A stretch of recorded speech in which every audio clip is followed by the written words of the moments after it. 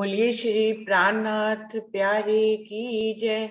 बोलिए श्री सद्गुरु महाराज की जय।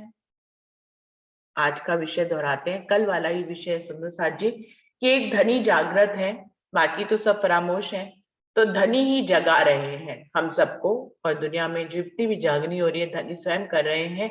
तो तीसरे दिन में चौथे दिन में धनी देवचंद जी के अंदर विराजमान स्वयं राज जी, जिन्होंने उनके दिल को अर्श किया था, उन्होंने ही सबको जगाया। तो फिर 313 वासनाएं जागृत होने के बाद फिर दोबारा से क्यों सो गई, जबकि उनको धनी ने ही स्वयं जगाया था। तो इस विषय पर कल कुछ सुंदर साथ ने बोला था और आज कुछ शुरुआत करेंगे। तो सुंदर साथ जी, सबसे पहले हरीश भाई को मैं बुलाना चाहूंगी। हरीश भाई जी आप आइए। नहीं दीदी, वो नहीं आ पाएंगे। क्या हुआ दीदी? हम बाहर जा रहे हैं ना। अच्छा अच्छा, कहीं बेटे के बाहर वहां जा जा रहे हैं ना, तो रहे? हम ट्रेवल्स में हैं। अच्छा अच्छा, ठीक है ठीक है। अरविंद भाई जी आपको बुलाना चाहूंगी। अरविंद भाई जी,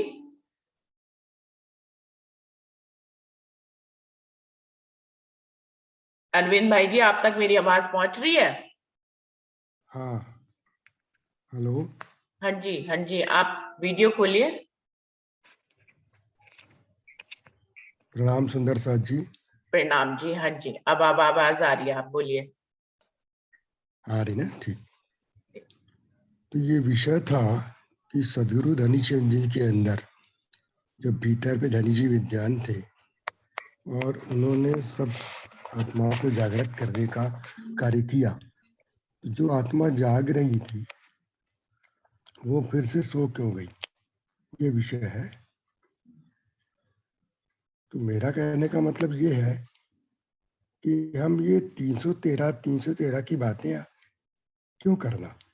ठीक है, बीतक में आ गया, प्रकरण आ गया, लेकिन आज भी हम उसी बात को कह रहे हैं कि वो जागी नहीं जागी नहीं जागी नहीं। तो मेरा कैसा क्या है कि जैसे आपने किसी को जगा दिया और वो बिस्तर पे जग गया, लेकिन जागने के बाद भी अगर उठना नहीं चाहता मान लो, तो उसको जगाने वाला क्या करेगा? उसकी तो कोई गलती नहीं है। फिर ये अपन संदेह क्यों करें कि धनी जगाने वाले थे फिर भी क्यों नहीं जागे वो लोग? जगाने वाले धनी तब भी थे, आज भी है और कल भी रहेंगे, क्योंकि अपनी रूहों को धनी बिना प्रेम के बिना जगाए रह नहीं सकते। वो अपना कार्य कर रहे हैं, लेकिन सोने वाला अगर जागने के बाद भी सोता रहेगा तो उसके लिए धनी क्या कर सकते हैं? चौपाई भी कही है कि जब लग भूली वतन तब लग नाई दोष, जब जागी अकिल में तब भूली सिर अफसोस। जब तक कोई वाकई में सोता रहता है, भूला रहता है अपने घर को, परम धाम को, आत्मा को, परमात्मा को, अपने आप को, अपनी नियामत को, अपने सुख को, आनंद को, जब भूला रहता है तब तक उसका कोई दोष नहीं होता। लेकिन जब उसको पता लग जाता है, सब कुछ ज्ञान मिल जाता है, जागनी हो जाती है उसकी, उसके बाद भी अगर वो जिस लेवल पे वो जाग जाता है उस लेवल को तो उसको नहीं भूलना चाहिए। और यही यही मेरे ख्याल से उस समय ऐसा हुआ कि 313 आत्माएं जो जब सो गई, जैसे ही धनी देवचंद जी ने तन छोड़ा, ये अपने फिर से अपने अपने काम में लग गई। मतलब यह है कि बिस्तर पे उठने के बाद में, जागने के बाद भी फिर वो सोए समान रहने लग गई। सुंदर साथ जी, आज भी हमारी वही स्थिति है। हम जाग तो गए हैं, तारतम्य मंत्र को समझ लिए हैं, सब कुछ कर रहे हैं, वाणी पढ़ रहे हैं, सब कुछ कर रहे हैं, लेकिन फिर भी हम कहते हैं हमारा समय नहीं आया। हमारा समय आएगा तब हम जागेंगे। कई बार मुझे भी ऐसा अनुभव आता है कि मैं जब भी चर्चाएं करता हूँ लोगों से, सुंदर साथ से, सुंदर साथ कहते हैं हमारी उम्र नहीं हुई है, हमारा समय नहीं आया है। बातें तो बहुत करते हैं, वाणी पढ़ते हैं, बीतक भी करते हैं, सब कुछ करते हैं हम, लेकिन क्या हम अपने आप को जगा हुआ महसूस करके क्या उस राह पे चल रहे हैं जो महामती प्राणनाथ जी ने या धनी ने सदगुरु देवचंद के ऊपर में के माध्यम से या महराज ठाकुर के माध्यम से अपने प्राणनाथ बन करके हमारे बीच रह करके सारे कष्ट सह करके हमें जो है आने का प्रयत्न किया। जाग तो गए लेकिन हम जागे वहाँ समान नहीं रह रहे। बस मेरा तो यही कहने का मतलब है, और यही कारण हो सकता है। अभी भी समय है, धनी हमको जगा रहे हैं, हमारे पास तारतम वाणी है, तारतम मंत्र है। एक तारतम मंत्र को भी अगर ठीक से हम ध्यान पूर्वक उसका मनन चिंतन करें, मंथन करें 6 चौपाइयों का, पहली चौपाई से लेकर के आखिरी तक के, तो मैं कहता हूँ जागने में क्या देरी है। फिर वो तो जग गया है। बस उसका ये मानना है कि मैं जाग गया हूँ, तो कहाँ पर जागा हूँ? जहाँ मैं सोया हूँ वहीं जागूंगा ना। जागा हूँ, अगर मैं सोया परम धाम में हूँ तो परम धाम में जगूंगा, और जब जाग गया हूँ तो मैं परम धाम में हूँ। तो परम धाम में हूँ करके अगर ये मानना शुरू कर दे हम, तो मैं समझता हूँ कि सब कुछ जागृत होंगे और अब कोई सोएगा नहीं, सब जागेंगे, एक मेरे को जगाएंगे, और मैं जो भूलूं तो तुझे मुझे तुरंत देव जगाए। जी मेरा कहने का मतलब है। कभी मैंने सुना इस बातों को, लेकिन किसी ने भी इस विषय में इस प्रकार से समझा करके बात नहीं किया कि नहीं जागने का कारण क्या है। उनका 313 आत्माओं का सोने का क्या कारण है? वो 313 थी, आज हम 3333 हो गए, फिर भी हमारी थी ये। बस हम किसी को बदले, और हमारे धनी जिस रूप में आते हैं, जिस संत महात्मा के रूप में आते हैं, हमारे सदगुरु के रूप में आते हैं, जिन्होंने हमको तारतम्य दिया है, वो आते हैं समझा के, आते हैं जाते रहते हैं, तन छोड़ते रहते हैं, लेकिन हर किसी तन में आकर के वो धनी हमारे लिए कर रहे हैं। अपनी आत्माओं को, अपनी रूहों को, अपने प्यारे सुंदर साथ को छोड़ नहीं सकते। बस प्रणाम जी, यही कहने का मतलब था मेरा। प्रणाम जी। अरविंद भाई जी, पहली बात तो ये है कि इसमें हमने संशय नहीं किया है। जब जो भी ये टॉपिक रखवाया गया है, इसमें ये संशय के कारण ये टॉपिक नहीं है कि हम इस संशय में है कि क्यों सो गई। इसमें आपकी तरफ से बहुत आपका माइक डिस्टर्ब कर रहा है अरविंद भाई जी। हाँ ठीक ठीक है। एक मिनट। तो अरविंद भाई जी, इसमें संशय रूप नहीं था, संशय के कारण ये टॉपिक नहीं रखा गया था। ये टॉपिक इसलिए रखा गया था कि धनी ने ही अगर जगाया, और हम ये भी मानते हैं कि धनी के हुक्म के बिना कुछ नहीं होता, और अगर सुलाया भी तो धनी ने सुलाया, तो इसके पीछे कारण क्या था, इस लीला के पीछे क्या कारण था। जैसे हमें आड़िका लीला के पीछे का कारण समझ में आता है, ऐसे ही हम इस कारण को भी समझने के लिए कोशिश कर रहे थे कि क्या कारण था कि धनी ने स्वयं जगाया और फिर स्वयं ही 313 को सुला दिया। तो इसमें सुंदर साथ ने उसके जवाब में जो कल बोला था कि वाणी उस समय नहीं अवतरित हुई थी, तो इसके कारण से सभी सखियां जो है, जो जागी हुई सोई थी, आड़िका लीला के माध्यम से जागी हुई सखियां सो गई। तो इसके पीछे का कारण खोजने के लिए ये मंथन हो रहा था, इसमें कोई संशय नहीं था। और आपने जो कहा कि इसके पीछे का हमें उत्तर या कारण समझना चाहिए, तो वो कारण तो यही समझ में आया अब तक जो सबने बोला कि वाणी नहीं थी। बाकी कोई और कारण समझ में आए, इसी के लिए मंथन आज भी रखा है कि हम कोई और कारण भी समझ पाए कि राज्य क्या क्या इस लीला के माध्यम से राज्य हमें क्या बताना चाहते हैं। मेरा कहने का मतलब ये था, सुंदर साथ जी, मेरा कहने का मतलब ये था कि जब धनी उस समय आ गए, पूरी वाणी 18,758 चौपाई आएंगी तभी जागनी संपन्न होगी, ऐसा तो नहीं है।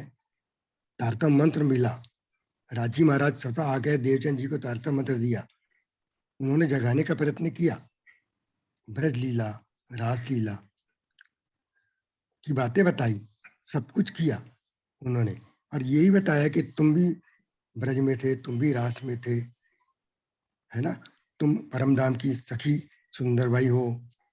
और उनके समय में इंद्रावती सखी भी आ गई, और सारी आत्माओं को उन्होंने जगा कर ये बताया। बताने में कोई कमी किया क्या धनी ने? कोई कमी नहीं किया। दूसरे तन के माध्यम से जागनी होगी, ये भी बोल दिया, ठीक है। दूसरा क्या, तीसरा क्या, चौथा क्या? धनी चाहे तो किसी भी तन के माध्यम से हमेशा जागनी अभियान को अपने आगे बढ़ा सकते हैं। लेकिन जो सो जाता है, मेरा कहने का मतलब ये है कि सोए नहीं थे, जग गए थे। सबको पता लग गया था, उनके साथ में रहते थे, सब कुछ उनकी सेवा करते थे। अब कान उनके साथ में कौन थे जिनके घर में चर्चाएं होती थी? वो थे, सारे आत्माएं थी, सब कुछ। लेकिन क्या उनके तन छोड़ने के बाद फिर ये बात आता है कि सो गए, सो गए। तो वाणी तो बाद में उतरी, समय अनुसार वाणी ने अपना कार्य किया। पहले वो फार्मूला रूप में थी, सूत्र के रूप में थी, मंत्र के रूप में थी। बाद में उसका विस्तार खुद इंद्रावती सखी ने किया, और इंद्रावती सखी ने बाद में सबको जगाने लगा। दोबारा जगाना पड़ा, तिबारा जगाना पड़ा उनको सबको। जैसे कि जयराम भाई कंसारा किसी है, उनको फिर जगाना पड़ा जा करके। जयराम भाई कंसारा किसी से क्या है? हम सब उसी लेवल में आते हैं। आपने ही अपने भीतर में कहा है चर्चा में कि हम सब के लिए कहा गया वो। जयराम भाई कंसारा तो माध्यम था उनका प्राणनाथ का, लेकिन ये सब बात हम पे लागू होती है। तो आज हमारी स्थिति वही है कि हमको पूरी वाणी मिल गई है, ज्ञान मिल गया है, सब कुछ मिल गया है, लेकिन हमारा अब इंतजार किस बात का है? हम जागे हुए समान बात करें, सोए हुए समान बात मत करें। मेरा कहने का मतलब यही था और कुछ नहीं। किसी को अगर खराब भी लगा हो तो प्रश्न के उत्तर में ये बात कही गई है, तो मैं उसके लिए अपने शब्दों को वापस ले लूंगा, क्योंकि अरविंद धनी भाई तो जी, हमेशा ये हमारे वाली साथ रहते हैं। नहीं नहीं नहीं नहीं, आप अभी भी ऐसा नहीं कहा कि आपने कुछ गलत कहा है। मैंने खाली इतना कहने की कोशिश करी है कि हमने मंथन सिर्फ इसलिए रखा था कि हमें कोई राज्य के ऊपर संदेह नहीं है कि मतलब हाँ हम हाँ। लोग खाली ये समझने की कोशिश करें कि दोनों लीलाएं धनी ने करी हैं। जगाने की लीला भी उन्होंने करी है, और हम लोग ऐसा मानते हैं कि सर्व सर्व सर्वा सिर्फ राज्य वही करते हैं। अगर जगाने वाले भी वही थे तो सुलाने वाले भी वही थे, मेरा ऐसा मानना है।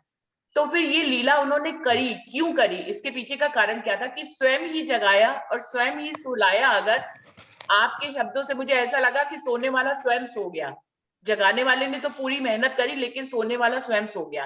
तो यहाँ पर जी हाँ, जी राज्य, हाँ। मैं ऐसा कहती हूँ कि जगाने वाले राज्य है तो सुलाने वाले भी वही थे, क्योंकि उनके हुक्म के बिना पत्ता नहीं हिलता।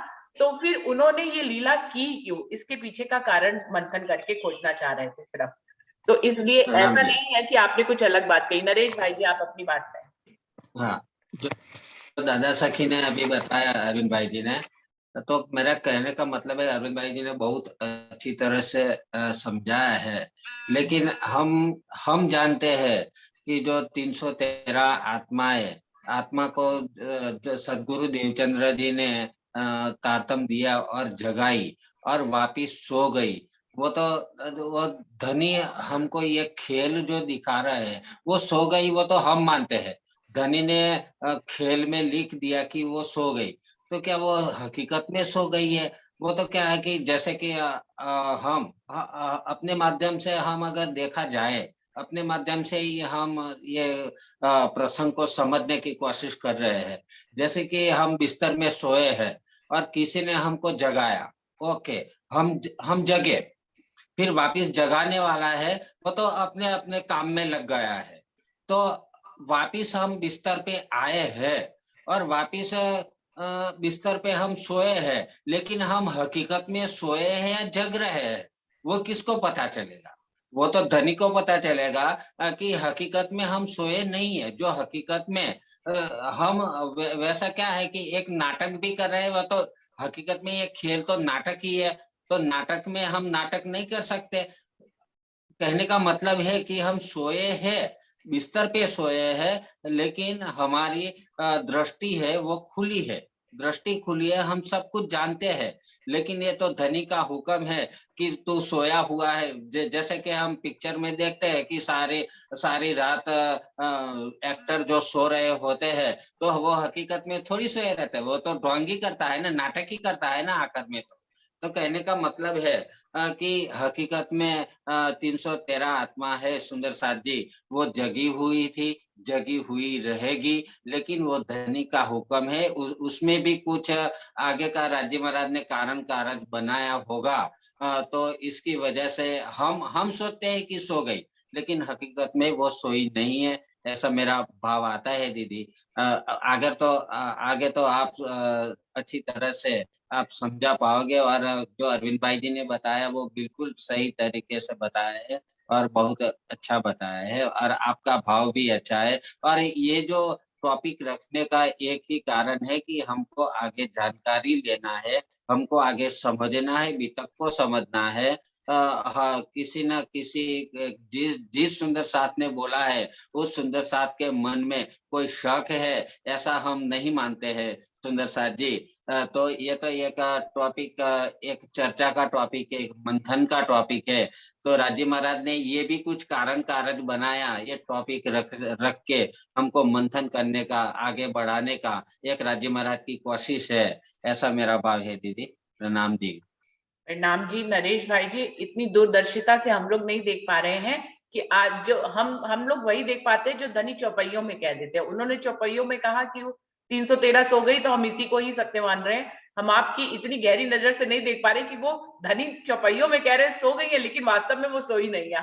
हम ऐसा नहीं मान पा रहे हैं, हम लोग यही मान पा रहे हैं मतलब मेरी नजर इतनी गहरी नहीं है कि जो चौपाइयों के भी, जो चौपाइयों में नहीं लिखा उसको भी मैं देख पाऊं। सच में मैं सिर्फ वही देख पाती हूँ जो चौपाइयों में लिखा होता है, और चौपाइयों में भी तक में ये लिखा है कि 313 सो गई है, तो हम इसी को ही मानकर इसी पे ही मंथन कर रहे हैं।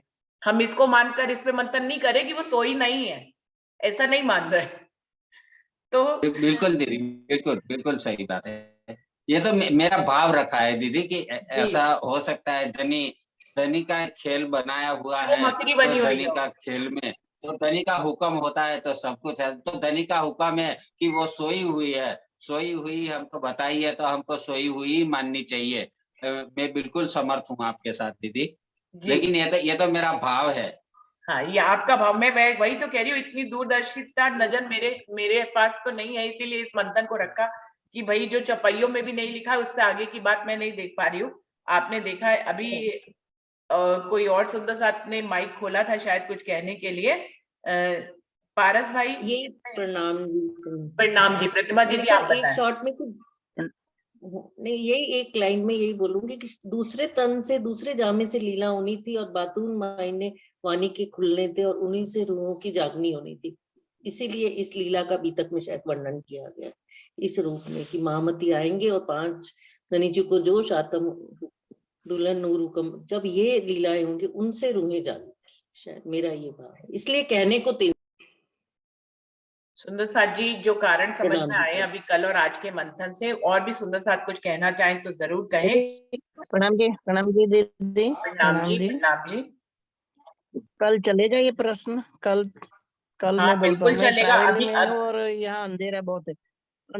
अंधेरा भी है, और थोड़ा ज्यादा भी बोलना है तो फिर शोर भी आता है ज्यादा है, इसलिए तो हरीश भाई तो जी कल चलेगा, तो कल मैं पहले ही बोलूंगा। आप तैयारी रखिएगा, कल आपको हाँ, पहले पहले ही बुला बोलूंगा लेंगे। मैं। अभी हाँ आज हम लोग मंथन करके कारण हाँ, और खोजते हैं, और फिर कल इसका निर्णय भी निकालेंगे कि क्या समझ में आया है।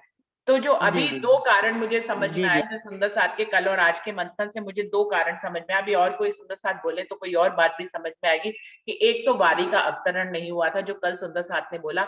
आज प्रतिभा दीदी ने बोला कि सारी शोभा ही 5वें दिन के स्वरूप को देनी थी, इसलिए सुलाकर फिर दोबारा से जगाया गया। अभी कोई और सुंदर साथ कुछ कहना चाहेंगे? पारस भाई, वर्षा दीदी, हाँ आपने माइक जी, खोला, आप कुछ कहना चाहेंगी? हाँ जी दीदी, प्रणाम जी। प्रणाम जी। ये सारी बातें जो सबने बताई है ठीक है, लेकिन है ना, जैसे रिटर्न में ये क़यामतनामा में छुपाई भी आती है कि जैसे मोहम्मद साहब की लीला को दूज का चांद कहा गया है ना, वैसे ही धनी देव चंद्र जी की लीला को पूर्णिमा का चांद कहा गया है। यानी कहने का मतलब पूर्णिमा का चांद चाहे कितना भी 16 कला संपूर्ण हो, लेकिन निकलता तो रात को ही है ना। ये उन और ये आगे क्लियर की है कि जो ये मिराज ठाकुर की जो लीला आगे आई है उसको फजर का सूरज कहा गया, ये बात भी है। और बाकी देखा जाए तो ये सो गई और जो कह रहे हैं ना, बाकी सब है, राज्य का हुक्म ही सारा काम कर रहा है। क्योंकि ये छुपाई एक ये भी आती है, चरने हैं तो आए सही, पिछले कारज वाणी कही, ये बात भी तो है ना। क्योंकि उनके तन के टाइम जब 1748 तक सारी वाणी उतर गई थी, तो यानी तन चाहे छूटना था, लेकिन शक्ति तो कहते हैं ना किसी दूसरे तन में काम करती रहती है। तो कह रहे आने वाला सुंदर साथ उसको कैसे पता चलेगा? राज्य चाहे तो कभी भी खेल खत्म कर सकते हैं, सब काम उन्हीं के हुक्म से हो रहा है। कभी ये चुपाई भी तो आते तो भी रात रखी कछु खींच के, तो भी वास्ते हम संयम। यानी सारी बात तो इसमें राज्य का हुक्म ही काम कर रहा है, वो तो बस समझाने के लिए हो गया ये सारी बातें। मेरे को दीदी इतना समझ आया। इसी बात को तो कह रहे हैं कि वो इस लीला के माध्यम से हमें क्या समझाना चाह रहे हैं, हमें सिर्फ यही मंथन में समझना है। वो यही भी, यानी धनी देवचंद्र जी के तन को ये शोभा नहीं मिलनी थी, क्योंकि चुपैया तो बहुत सी आती है, कितना वो उन्होंने कहा ना कि मेरे से जागनी हो। ये चुपैया आती है ना, सुंदर बाई ये देखिया दिल के दीदो माहे, ब्रिजरास और धाम की, पर जागनी की सुध नाई।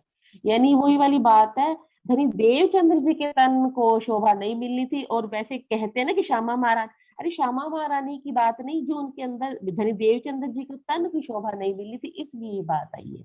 मेरे को दीदी ये इतना समझ में आ रहा है। बिल्कुल, तो अर्जुन ने एक एक कारण ये दर्शाया कि धनी देवचंद जी के तन को शोभा नहीं मिलनी थी, इसलिए उनके माध्यम से जितनी जगाई गई उतनी ही सुलाभी दी गई, और दूसरे तन को शोभा मिलनी थी इसलिए उनसे जगवाई गई। तो पारस भाई, आप कुछ कहना चाह रहे हैं?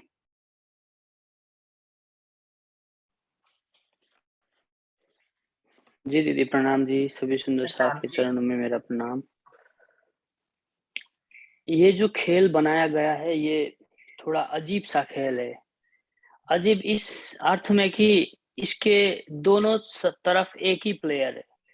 जिस तरह कोई बंदा चेस खेल रहा है तो वो ब्लैक वाला भी चाल वही चलता है और व्हाइट वाला चाल भी वही चलता है।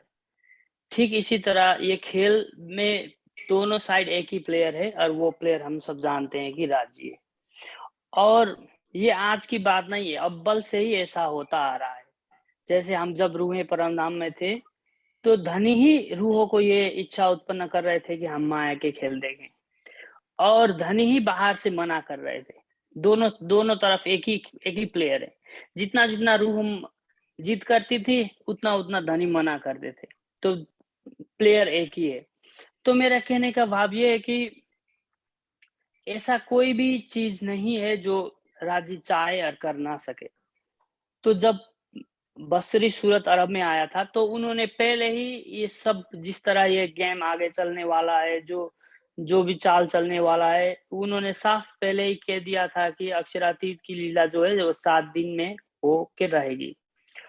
और अगर देवचंद्र जी, धनीश्री देवचंद्र जी के तन से जो भी जागे हुए थे, अगर वो ना सोते तो फिर वो दिन बदलकर 5वां दिन बदलकर 6ठा दिन कैसे होता? जब सोएंगे तभी तो दूसरा दिन बदलेगा और शोभा मेहराज ठाकुर के तन को मिलेगा।